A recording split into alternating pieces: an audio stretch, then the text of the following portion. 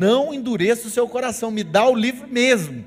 E aí os meus pais entregaram, pedi para que entregassem no endereço deles. Enfim, eu quero te estimular a intensificar as suas práticas espirituais nesses dias. E vamos para a palavra. Eu quero falar hoje sobre avivamento pessoal, ou despertamento pessoal. E eu gostaria que, antes de nós sermos expostos pela palavra, você fechasse seus olhos, curvasse sua cabeça, e que você entendesse que Deus fala com você de maneira íntima e pessoal, e com as suas próprias palavras você dissesse: Senhor, fala comigo, me abra os olhos, descortina o meu entendimento. Senhor, nós estamos aqui porque a Tua palavra diz que depois da descida do Espírito, a fome e a sede se intensificariam. Fome não de pão, sede não de água, mas de ouvirmos a palavra do Senhor. Nós estamos aqui para sermos saciados, porque a Tua palavra diz, em João capítulo 6, que a Tua palavra é a verdadeira comida. Em João capítulo 7, Ele vem para revelar que o Teu Espírito é a verdadeira bebida. E nós queremos praticar essa dieta espiritual, comer da palavra, beber do Espírito. Oh, porque assim como a Tua palavra diz em João 6,57, assim como do Pai eu vivo, porque dele eu me alimento, aquele que se alimenta de mim, por mim viverá. Nós estamos aqui para dizer que queremos viver pelo Senhor. Então, sacia-nos, alimenta-nos, venha nos suprir, nos fortalecer nessa noite e glorificar o Cristo através de nós, em nome de Jesus. Se você crê nisso, diga amém, diga aleluia. Tem alguém vivo aqui nessa noite? Aleluia. Quero ler um texto da palavra de Deus e amparar a palavra nesse texto. Ele se encontra em Romanos capítulo 13, a partir do versículo 11. Romanos 13, do 11 ao 14. Eu vou ler na NTLH, nova tradução, linguagem de hoje. E a escritura diz assim: vocês precisam fazer todas essas coisas, porque sabem em que tempo nós estamos vivendo. Chegou a hora de vocês acordarem, porque o momento de sermos salvos, eu não sei se você sabe, mas a salvação na escritura, ela é exposta em 3 tempos verbais: do passado, no presente e no futuro. Quando a escritura fala que fomos salvos, ela está falando sobre a salvação do Espírito. No dia em que confessamos com a boca e cremos com o coração, recebemos o poder de nos tornarmos, porque não éramos filhos de Deus. Então nessa ocasião nosso espírito foi salvo. Quando ela fala no tempo presente que estamos sendo salvos, ela está querendo dizer que a nossa alma, que é composta de mente, vontades e emoções, ela está sendo transformada, fundamentando o que o apóstolo Paulo diz em Filipenses 1,6: aquele que começou a boa obra em vós, há de completá-la até o dia ou a vinda do nosso Senhor Jesus. Mas quando o apóstolo Paulo em específico está dizendo aqui na carta aos Romanos que nós seremos salvos, ele está falando da glorificação do corpo, quando nos uniremos com o Senhor e seremos um só com Ele. Então ele está falando aqui, pois o momento de sermos salvos, a glorificação, o arrebatamento da igreja, está mais perto agora do que quando começamos a crer. A noite está terminando e o dia vem chegando. Por isso paremos de fazer o que pertence à escuridão e peguemos as armas espirituais para lutar na luz. Vivamos decentemente como pessoas que vivem na luz do dia. Nada de farras ou bebedeiras, nem imoralidade ou indecência, nem brigas ou ciúmes, mas tenham as qualidades que o Senhor Jesus Cristo tem, e não procurem satisfazer os maus desejos da natureza humana de vocês. Sabe uma coisa? Existe uma diferença entre ensinar e pregar. E como um construtor civil, eu ouso dizer, ou comparar o ensino como a construção, como que do zero de uma casa, de um empreendimento, de uma obra. Mas a pregação, ela nada mais é do que uma revitalização, do que uma reforma.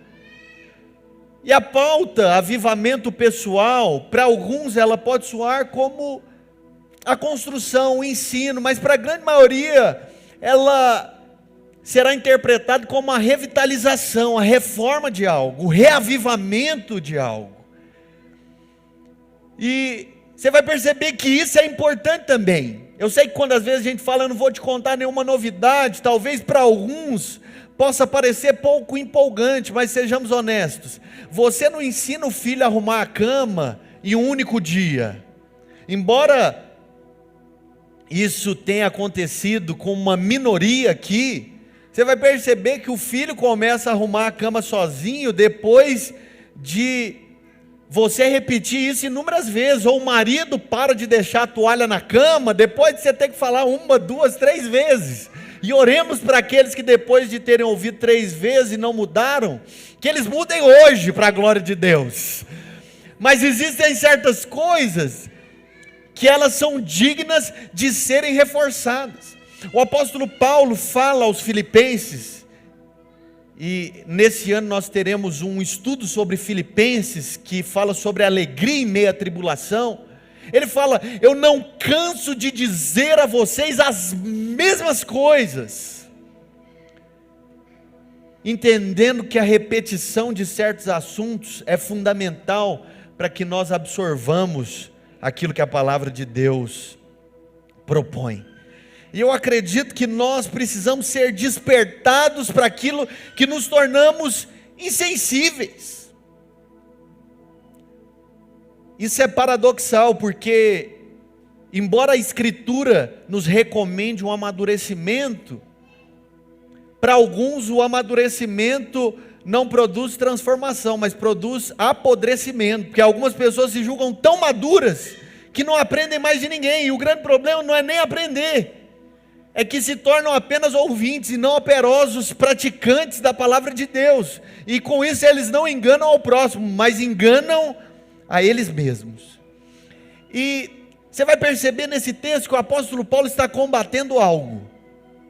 Ele está combatendo o sono. E nesse contexto aqui em específico, o sono fala para a apatia. O sono está falando de morte.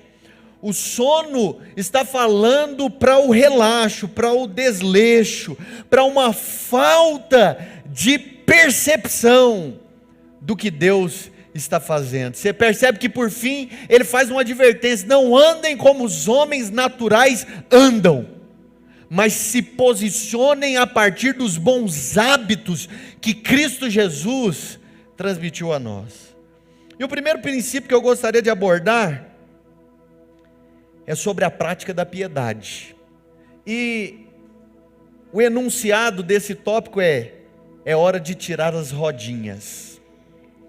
Tem um momento da vida que a gente amadurece e a gente entende que não dá para ficar andando com as rodinhas da bicicleta por um tempo a mais. E essas rodinhas da bicicleta, ao meu ver, podem ser interpretadas como hábitos que se tornaram meio que muletas para nós. E eu vou aplicar de modo natural para que você entenda. Eu não sei se isso acontece com você, mas hoje a minha dependência do GPS se tornou tão grande, que mesmo que eu saiba para onde eu estou indo, mesmo que eu conheça as melhores vias que dão acesso ao lugar, eu faço questão de ligar o GPS. E tem vezes que eu paro e falo para minha esposa: Jordana, liga o GPS. E ela contesta dizendo: Rodrigo, mas você já sabe para onde ele está indo. Eu falei: mas o que custa lembrar? O que custa ligar o negócio? Não vai fazer mal para ninguém, coloca aí. E em alguns momentos, eu preciso ser honesto com vocês, eu paro o carro, falo: enquanto você não colocar o GPS, eu não vou sair daqui.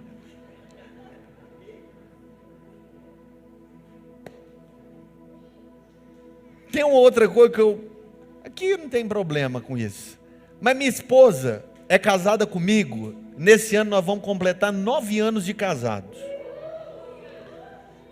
Ano que vem a gente vai fazer renovação de votos, né? E aí, até para tirar foto, porque as fotos do meu casamento até hoje eu não peguei. Mas enfim, isso daí você não precisa aprender de mim não. Mas nós vamos completar 9 anos de casados, e as minhas senhas, elas são praticamente as mesmas de quando nos casamos até hoje. Mas deixa eu te dizer algo, toda vez que eu passo o meu cartão para minha esposa, ela pergunta, qual que é a senha do cartão? Eu falei, eu vou parar de te falar qual que é a senha do cartão. E às vezes ela me faz dizer a senha do cartão na frente de todo mundo.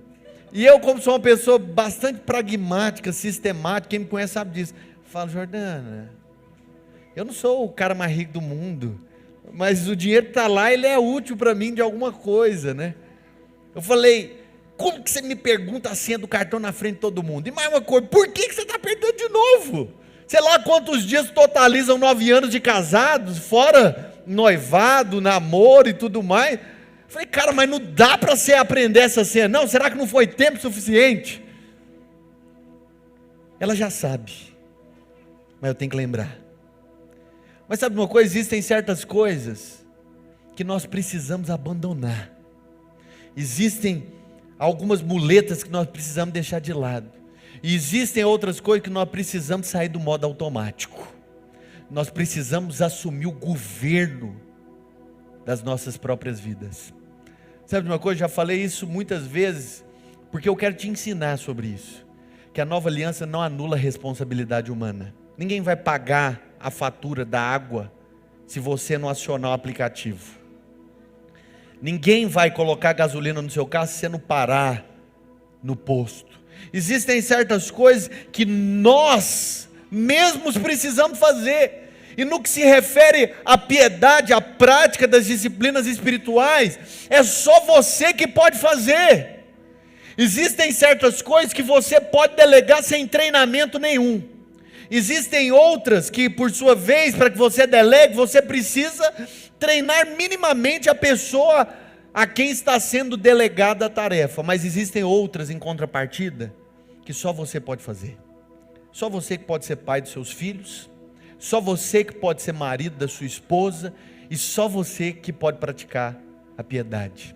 Eu sei que às vezes você acha que pode vir no culto, ouvir uma palavra, ouvir um podcast, assistir um time de adoração liderando, e ser e viver apenas por isso. Mas deixa eu te dizer, a piedade é só você que pode praticar. Se você parar para observar a luz da Escritura, quando a Escritura fala da jornada de trabalho, ela faz questão de separar um tempo para o desempenho do trabalho e outro tempo para o descanso. A Escritura deixa bem clara na parábola, a aplicação do trabalhador da última hora, que eles estavam encerrando a jornada de trabalho e receberam.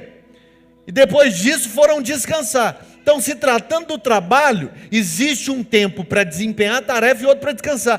Mas no que se refere à prática da Escritura, da piedade, da oração, a Escritura diz, 1 Tessalonicenses 5,17, orai sem cessar.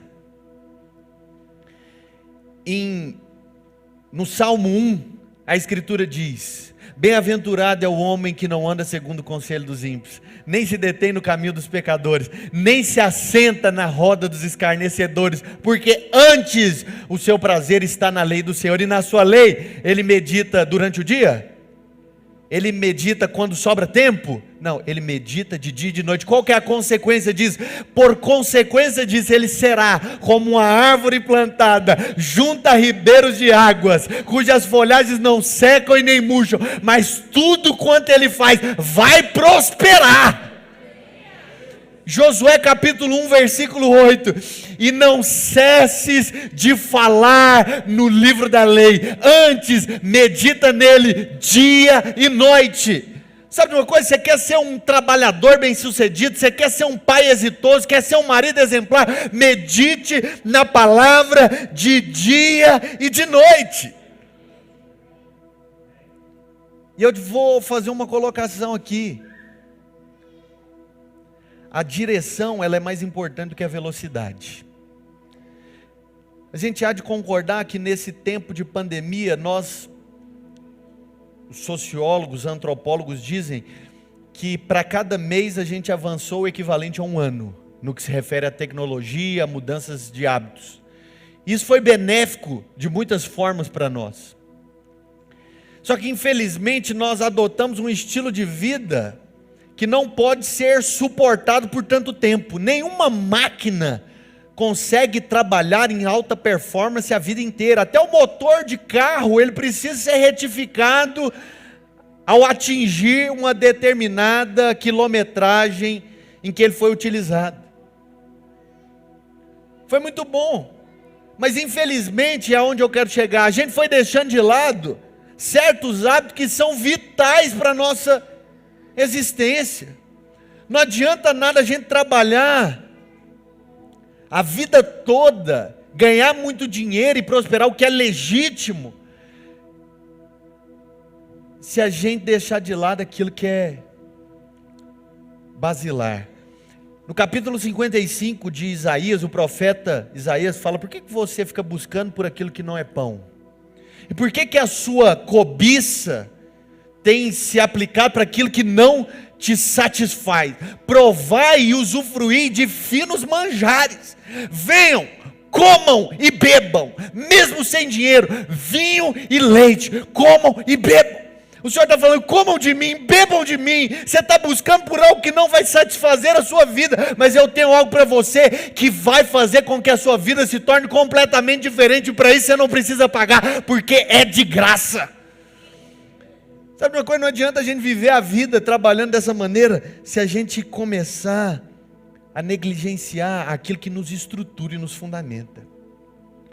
Eu vou fazer uma afirmação: tentar receber de Deus com a escritura fechada é o mesmo de querer receber uma ligação com o telefone desligado. Eu quero te fazer um pedido como homem de Deus. Deixe de lado as suas opiniões e se agarre à palavra de Deus. As suas opiniões pessoais, conforme diz Agostinho, elas não servem como base de fé. Sabe, pare com opiniões próprias, pare de criar, eu vou usar dessa aplicação do direito, jurisprudências, doutrinas que não são bíblicas. Porque se a sua experiência, o mais profundo que ela for, não estiver amparada com a Bíblia, a Escritura nos recomenda chamá-la de amaldiçoada. Seja pela palavra. Homens de Deus não têm opiniões próprias, homens de Deus têm a palavra nos seus lábios. O apóstolo Pedro fala em 1 Pedro capítulo 3, versículo 15: esteja sempre pronto para responder os motivos da esperança que há em você, pela palavra, não com as nossas opiniões, pela palavra. E uma das coisas que a Escritura nos recomenda fazer é que nós busquemos, isso ele fala no capítulo 6 de Mateus, quando a oração conhecida como a oração do Pai Nosso é exposta. Eu sei que em algumas versões, no fim da oração ela fala: e não nos deixe cair em tentação, mas no original a Escritura está dizendo: e não nos deixe ser tentados. Sabe uma coisa? O que esse simples significado ou diferença traz para nós? Muitas vezes a gente quer viver a vida no emergencial. A gente vive a vida até os limites, como Sansão cheirando a uva. Aí você fala: rapaz, quando estiver chegando na beira, eu falo: não me deixa cair. Mas sabe de uma coisa? O Senhor no original está nos falando: viva um estilo de vida, viva uma maneira ou de uma forma que nem dê margens para que você pratique algo que está fora da palavra de Deus, que está fora da vontade de Deus. A palavra de Deus fala em Tiago capítulo 1, versículo 14, mas as pessoas são tentadas e atraídas pela sua própria cobiça, que uma vez concebida, gerada, dá à luz o pecado, e o pecado a morte. O apóstolo Paulo fala em Romanos capítulo 8, fala: olha, se vocês viverem conforme a carne, é certo que vocês vão morrer, mas se vocês pelo Espírito mortificarem os feitos da carne, vocês vão viver. O apóstolo Paulo fala: se vocês nasceram do Espírito, andem também no Espírito. Vivam como seres espirituais. Sabe de uma coisa? O cristianismo não é uma proposta de adesão, uma religião. O cristianismo é um estilo de vida à luz da maneira que Jesus viveu. E a recomendação bíblica é que andemos, é que vivamos como Jesus viveu. Eu não sei se você sabe, mas 72% dos cristãos não leem a Bíblia diariamente. 72% dos cristãos. Talvez você não saiba, mas 50% dos cristãos nunca leram o Novo Testamento completo. Talvez você não saiba, mas a média de oração de um pastor nos Estados Unidos é de 12 minutos por dia. E aí você pode falar, pô, eu não sou pastor, mas se um pastor ora 12 minutos, eu fico temeroso em saber quantos minutos um membro ora por dia. Sabe, que nós busquemos e desenvolvamos esses hábitos. Como que eu quero viver a vontade de Deus se eu nem a conheço? Como que eu quero me tornar tal qual Ele é, se nem sei qual é a sua vontade? Como que eu quero usufruir das suas promessas, se eu nem sei por onde elas começam? Qual é o caminho? E quando eu falo de deixarmos de viver a nossa própria maneira, é para que nos voltemos para a palavra, porque existe uma maneira boa, agradável e perfeita de se viver, que é viver na maneira de Deus. Eu não sei se você sabe, mas quem lê a Bíblia todos os dias, isso é um percentual americano de uma pesquisa enorme que eles fizeram, que pessoas que leem a Bíblia todos os dias, têm 60% a menos de chance de se envolver com pornografia. Pessoas que leem a Bíblia todos os dias têm 60% a menos de chance de se envolver com o alcoolismo. Pessoas que leem a Bíblia todos os dias, 30% a menos de condições de se tornarem pessoas raivosas, agressivas. Pessoas que leem a Bíblia diariamente têm 40% a menos de chance de se divorciarem no casamento. Existe uma maneira de se viver que é boa, agradável e perfeita, e é pela palavra de Deus, é pela vontade de Deus. Em Mateus no capítulo 26, a gente conhece a oração de Jesus no Getsêmani, e Jesus, num dado momento, repreende os discípulos, e ele fala, vocês não podem vigiar comigo nem uma hora. E aí Jesus mesmo diz, o espírito está pronto, mas a carne é fraca. E a gente começa a usar esse versículo para desculpa. Você sabe, a carne é fraca, né? Só que nunca foi isso que Jesus quis dizer. A carne, na verdade, ela é forte. A gente percebe que em Gálatas capítulo 5, a Escritura diz que o Espírito milita a carne contra o Espírito, porque elas são opostas a si. A carne, na verdade, ela é forte, naturalmente falando. Por que Jesus falou então que a carne era fraca? Porque quando ele vive no Espírito, ele mortifica os feitos da carne. Ele falou, o Espírito está pronto, existe uma maneira perfeita de se viver, que é andando no Espírito. E quando eu ando no Espírito, eu mortifico a minha carne. E eu vou aplicar de uma forma que talvez se torne mais compreensível. Dentro de você existem dois cachorros: a carne e o espírito. E aquele ao qual você mais alimentar, ou melhor alimentar, irá prevalecer. Mas o segundo ponto da minha mensagem é: se comprometa com as suas decisões.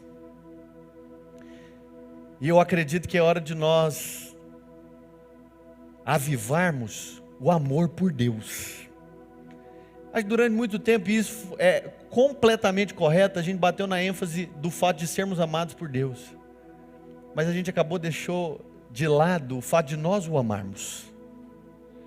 A gente percebe que a exortação em Apocalipse é porque nós deixamos o amor, porque Deus não deixa de nos amar, Ele continua nos amando. O problema é que nós, em dado momento, nos permitirmos ser guiados por nós mesmos. Deixa eu te dizer, quando Deus nos criou para ser o objeto do seu amor, Ele não criou com a finalidade de nós sermos amados em um amor platônico. Eu vou cantar uma música que aplica aqui. Se você se escandalizar, me perdoe, meu intuito não é esse. Uma música sertaneja que fala assim: eu morro de amor por ela e ela nem aí. Tá, se você ficou escandalizado, me perdoe. Na hora que eu estava escrevendo aqui, eu falei, foi a única que veio, cara. Vocês me perdoem. Aí, parece que às vezes o nosso relacionamento com Jesus é esse: Ele morre de amor por nós e nós não estamos nem aí. E eu faço a lambança que for, Ele vem limpar. Eu vivo a vida de qualquer forma e Ele que se lasque. Só que a noiva que vive desse jeito é a noiva que foi repreendida na carta ou no livro do profeta Oséias. É uma noiva que adultera, que vive uma vida fora da vontade de Deus, que o Senhor continua amando, mas essa nunca foi a vontade de Deus. Nunca foi. A gente fala de uma nova natureza, a gente fala de um novo nascimento, a gente fala de uma nova aliança, a gente fala de um novo reino. Mas às vezes a gente esquece que nesse novo reino existe um novo rei também. E por que esse ponto é se comprometa com as suas decisões? Porque amor, eu sei que é epicurista. Amor não é sentimento, amor é decisão. Amor é decisão.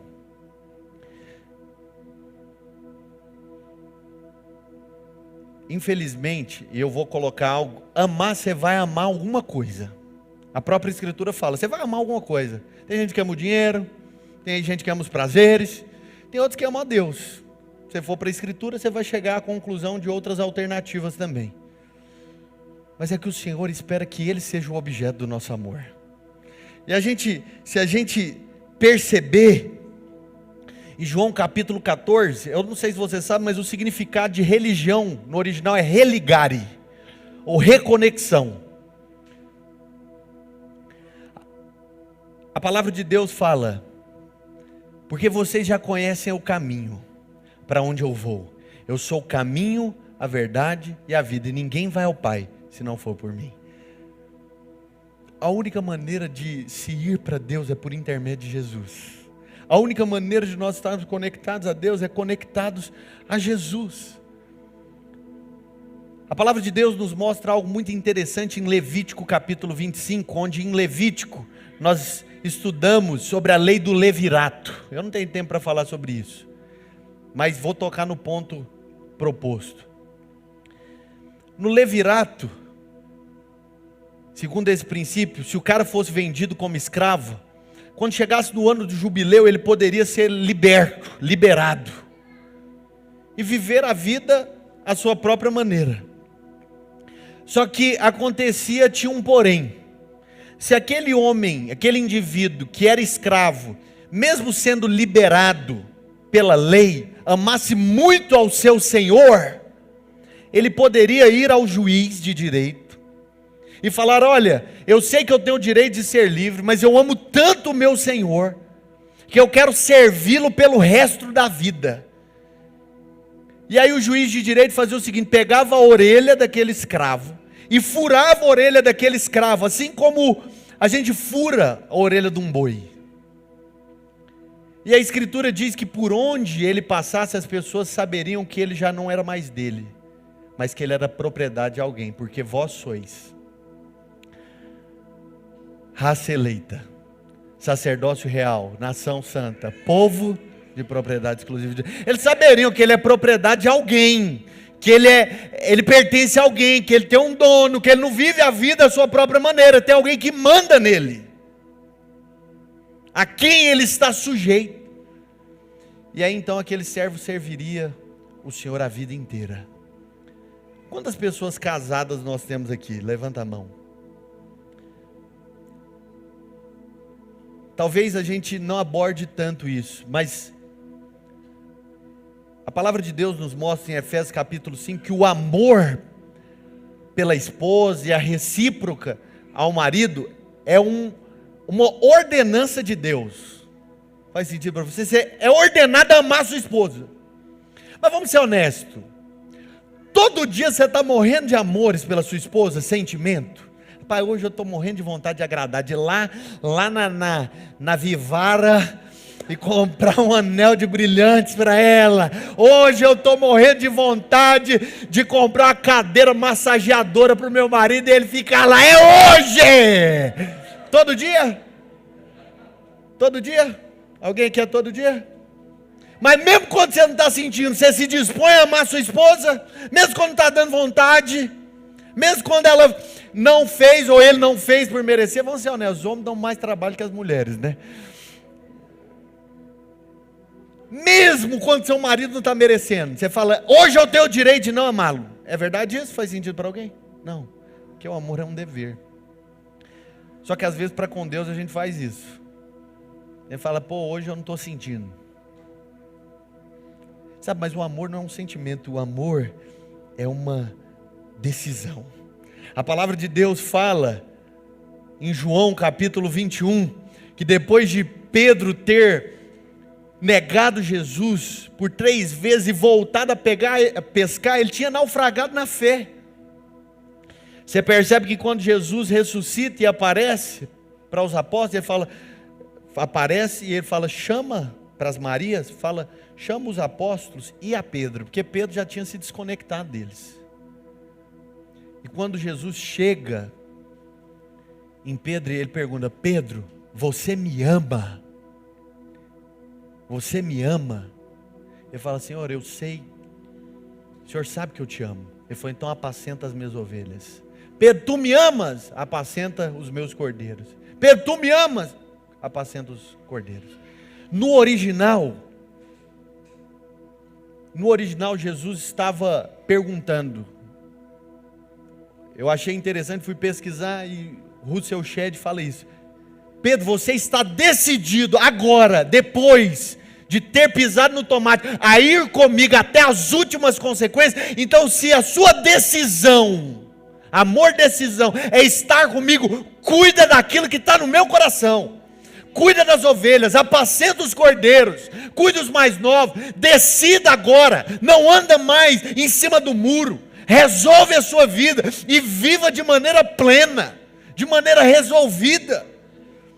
A gente percebe em João capítulo 14, versículo 15, Jesus falando, se vocês me amam, também obedeçam os meus mandamentos. Vai perguntar, quem ama a Deus aqui? Um monte de gente vai levantar a mão, pô. Mas uma das condições, das evidências do amor é nós fazermos a vontade de Deus. Nós ouvirmos a Deus. Existe uma promessa. E a promessa de Deus se manifestar por meio de Cristo, Ele fala, eu me manifestarei a quem? Aqueles que me amam. E a gente fica achando que é uma condição.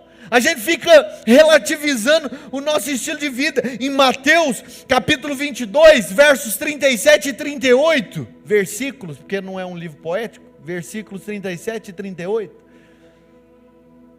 Pergunta para Jesus, quais são os maiores mandamentos? Ele fala, ame ao Senhor teu Deus, de todo o teu entendimento, de toda a sua força e de toda a sua alma. Ama o teu próximo como a ti mesmo.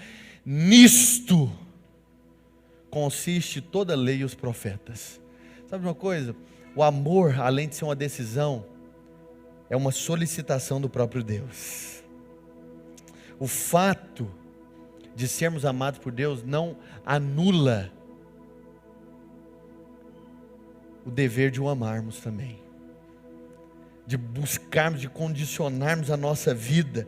Nós precisamos entender que o amor de Deus nos possibilita amá-los. Antes eu e você não poderíamos fazê-lo, porque entregues a nós mesmos, as nossas cobiças nos levam a outro lugar, mas hoje nós podemos amar. Por quê? Porque Cristo nos amou primeiro. Mas eu entro no terceiro e último ponto, e o time de adoração pode vir. E o enunciado é esse: não se acostume. Não se acostume com o quê? O que eu gostaria de falar para que nós reavivemos? Para que nós reavivemos a santidade e a pureza. Eu acho que existem alguns assuntos que nós precisamos falar mais. É caráter, santidade, pureza.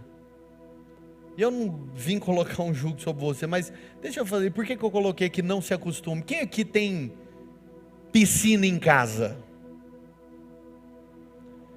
Eu não sei quanto a vocês, mas eu morria de vontade de morar num lugar que tivesse piscina. Nossa, eu quero uma piscina, eu quero uma piscina. Cara, eu vou ser honesto, acho que uma das pessoas, ou a pessoa que eu conheço que mais gosta de piscina é meu sogro. Ele deve tomar banho na piscina dele todo dia. Ele acorda de madrugada e tibum. Eu acho que é uma exceção. Quem toma banho em piscina todo dia aqui?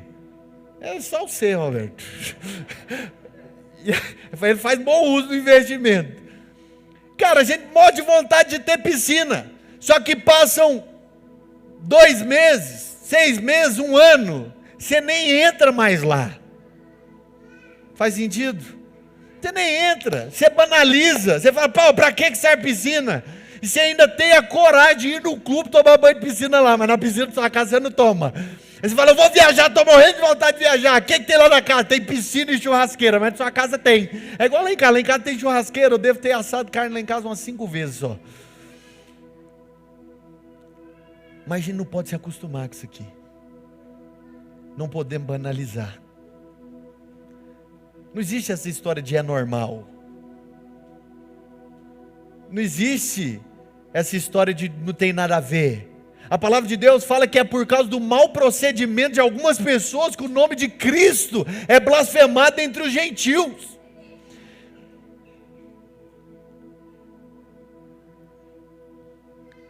E aonde eu quero chegar? Pode vir com tudo. Pode tirar uma máscara. E aonde eu quero chegar? A gente precisa tomar cuidado para não nos tornarmos insensíveis, porque chega um tempo que nada nos surpreende mais. Você fala, pô, já sei. Chega um tempo que não tem nada mais para tocar seu coração. E você fala, cara, é isso aqui. E a gente começa a viver uma religião no sentido pejorativo da palavra. É tudo normal, é mais um culto, é mais uma leitura da palavra, é mais uma oração, cara. Não dá. Entendeu? Não dá para acostumar. Nós precisamos despertar o dom de Deus que há dentro de nós. A palavra de Deus fala, conheçamos, mas não se limite a conhecer, prossiga em conhecer ao Senhor, porque a sua vinda sobre nós é certa. Sabe, eu desfrutei de boas coisas, eu caminho com Jesus há 13 anos. Eu nasci num lar cristão, mas filho de crente não é crente. Filho de pastor não é neto de Deus. Eu nasci num lar cristão, mas quando o médico bateu na minha nádega, eu não falei eu recebo, eu chorei como qualquer criança. Eu precisei ter uma experiência com Jesus. E eu posso dizer que há 13 anos atrás eu me encontrei com Jesus. Mas eu decidi, meu sogro ele viu, eu cheguei e falei, cara, minha vida não pode ser mais a mesma. Eu falei, eu vou com a Bíblia de papel, eu vou voltar a ser crente chato num aspecto, crente de raiva, eu vou com a Bíblia de papel onde eu for, vou enfiar ela dentro do carro, e pode ter o que for, você vai ter que, se você quiser me chamar para alguma coisa e tal, você vai ter que entender que em um dado momento do dia eu vou parar e eu não vou negociar, eu vou ler a Bíblia, eu vou orar, eu vou estar lá, não vou abrir mão. Porque às vezes a gente sai de férias e fala, pô, eu vou sair de férias esses 2 dias aqui, 3 dias, é pouca coisa. Não dá para negociar, não dá para relativizar. A palavra santidade na Bíblia fala de separação, fala de exclusividade. Nós somos exclusivos de Deus. Mas a santidade não está falando só da prática do pecado, porque às vezes a gente fala de santidade e fala, mas eu não peco. Mas a santidade na Bíblia não está falando só de pecado, está falando da maneira que a gente vive a vida. Qual que é a nossa escala de prioridades? Onde está Deus na sua escala de prioridades? Qual que é o seu estilo de vida? Sabe de uma coisa? Eu não sou contra a gente ter apelido, mas vamos ser honestos, se você tem um apelido que deprecia o bom testemunho de Jesus, você deveria avaliar. Sabe, vamos ser honestos. Sempre chega atrasado, não paga as dívidas. Sabe, isso não se parece com a gente. Sabe, nós precisamos viver uma vida que glorifica o nome do Senhor. John Wesley certa vez disse, a conversão tira o cristão do mundo, mas a santificação tira o mundo do cristão. Sabe uma coisa, esses comportamentos são do mundo, não se parecem conosco, a nossa pátria é o céu. A nossa pátria é o céu. Nós precisamos andar como cidadãos celestiais nesse lugar, não como religiosos, puritanistas, que vivem um conjunto de regras, como os fariseus, que nem eles mesmos carregam, mas viver uma vida que exala o bom perfume de Jesus. Cristão, aquele cara é cristão, ele tem alguma coisa, ele nunca falou nada, mas ele exala um bom perfume, ele exala um bom aroma. O apóstolo Pedro fala em 1 Pedro capítulo 1, versículos 15 e 16. Ele fala, sejam santos, como Cristo é santo. É uma ordenança, seja santo. Você não vive a santidade por osmose. Pô, nasci de novo, sou santo. Você é santo posicionalmente por estar em Cristo. Mas disposicionalmente, no seu dia a dia, a sua vida precisa sustentar essa santidade, essa exclusividade, essa separação. Eu quero te convidar a se colocar de pé, não precisa apagar as luzes. John Bevere fala no livro dele, Kryptonita: a santidade não é um fim em si mesma, ela é uma ponte para a construção. Para a construção da intimidade com Deus. A palavra de Deus, no aspecto da santidade, nesse texto que nós lemos, estava falando: olha, para de bebedice, para de imoralidade, para de torpeza. O Senhor não estava, e me entenda, ele falou: para de viver uma vida que deprecia a sua nova natureza. Vocês são da luz, então andem como pessoas que estão na luz. A palavra de Deus nos mostra em Mateus capítulo 25, a parábola das 10 virgens. A escritura diz que o noivo entrou e elas ficaram lá, e demorou muito tempo e elas adormeceram. Falaram: deve demorar muito, eu vou dormir, eu vou viver a vida de qualquer forma.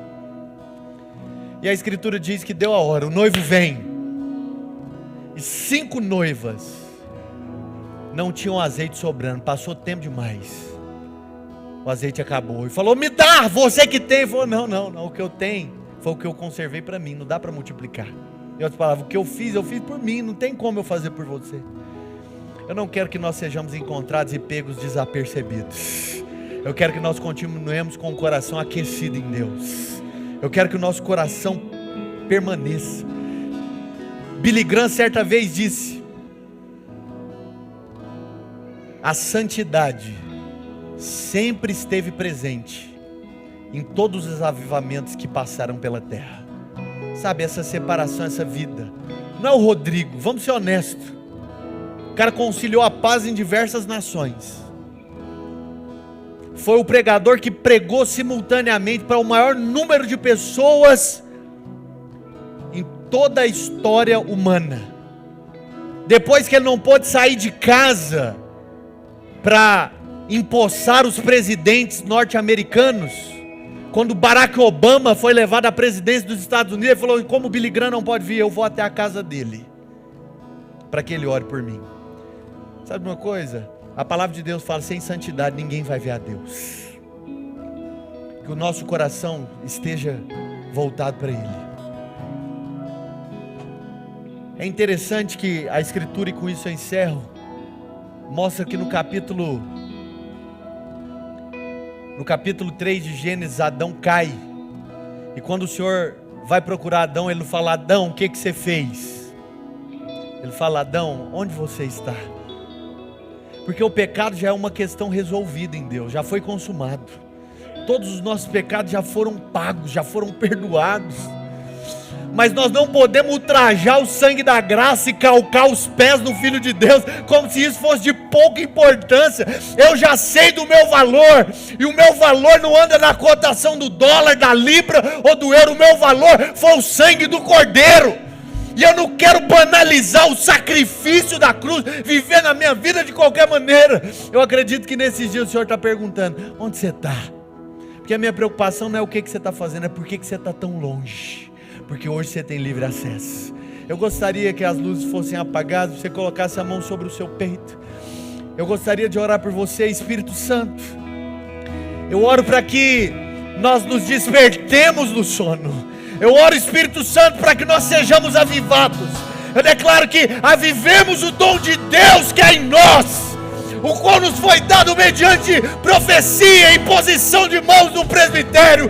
Espírito Santo, eu quero declarar sobre essa casa: desperta tu que dormes, levanta-te dentre os mortos, porque Cristo te glorificará. Espírito Santo, que desfrutemos sim de um despertamento para a piedade, de um despertamento para o amor, um despertamento para a santidade e a pureza, para que por intermédio de nós o teu nome seja glorificado. Se você pode, vamos adorar ao nome do Senhor.